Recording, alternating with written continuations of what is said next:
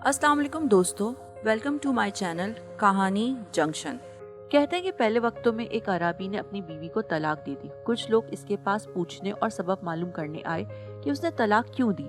वो कहने लगा कि वो अभी इद्दत में है, अभी तक वो मेरी बीवी है, मुझे उससे रुजू का हक हासिल है। मैं अगर उसके ऐब तुम्हारे सामने बयान कर दूं तो रुजू कैसे करूँगा।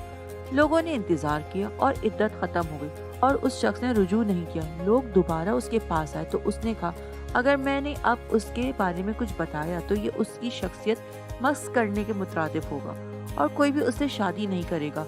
लोगों ने इंतजार किया हत्ता कि उस औरत की दूसरी शादी हो गई। लोग फिर उसके पास आए और तलाक का सबब पूछने लगे। उस अराबी ने कहा, अब चूंकि वो किसी और की इज्जत है और मुरव्वत का तकाजा ये है कि मैं पराई और अजनबी औरत के बारे में अपनी जबान बंद रखूं। क्या आज के दौर में हैं ऐसे लोग?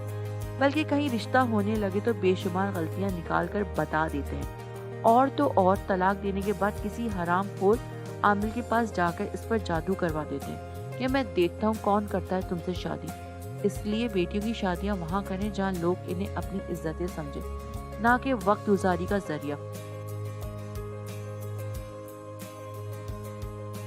आज के लिए इतना ही।